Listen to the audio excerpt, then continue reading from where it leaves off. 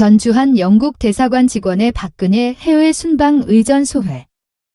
2013년 11월. 당시 박근혜 대통령이 영국 국빈 방문을 할 때 주영국 대사관 직원이었다.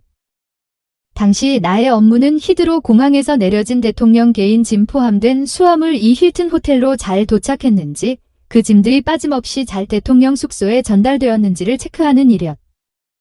뭘 그런 것까지 해야 하나 라는 의문이 들 수 있겠다. 그런데 정말 불필요한 짐들도 많았다. 하지만 국가의 수장이 움직이다 보니 짐이 많고, 중간에 호텔 직원이 실수를 하면 해외에서 조달하는 게 불가능한 경우도 있어 커버를 하기 어려우니 한국에서 가져오는 짐들이 잘 도착해야만 일정 소화가 가능하다며 아침엔 항상 죽을 먹었고, 힘을 내려면 전복죽을 먹어야 한다고 하여 살아있는 전복을 가져오는가 하면 이를 데워 먹여야 한다고 전자레인지까지 가져왔다.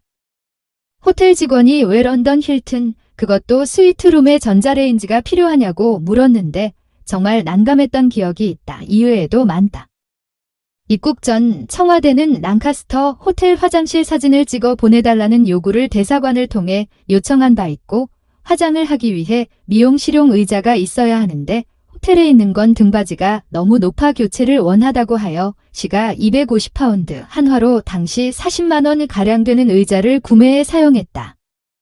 뿐만 아니라 빨래 건조대를 넣어달라, 침대 매트리스를 교체해달라 요청하기도 했다.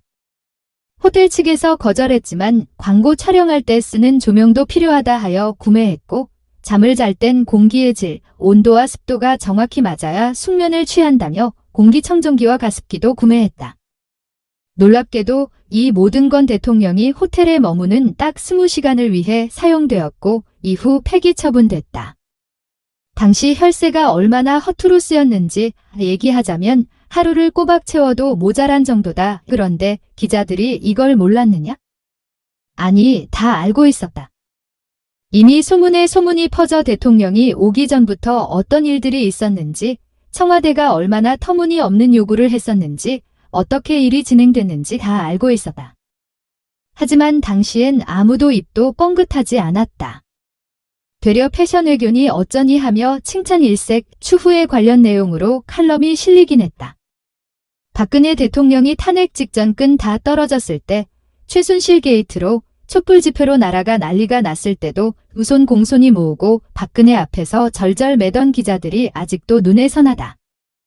김정숙 여사가 든 40만원 상당의 국산 브랜드 핸드백이 에르메스로 둔갑했고, 이 기사의 출처가 일베라는 소식을 보며 문득 8년 전 다 알면서도 어떻게든 눈 감아주려 애쓰던 기자들의 모습이 떠올랐다.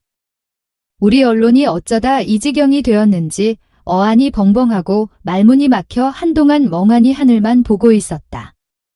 그냥 지나가는 말로 기레기가 기레기했네 의등으로 넘어갈 수 있는 사안이 아닌 것 같았다. 아예 보도를 안 하면야 모를까? 비열하고 치사하다 등으로 욕하고 넘어갈 수준도 아닌, 이 정도면 거의 악마 수준인데 어쩌다가 이렇게 굴러가는 사회가 되었는지 참담함을 금할 길이 없다. 글쓰니 제홍 브라이언 오전 주한 영국 대사관 직원.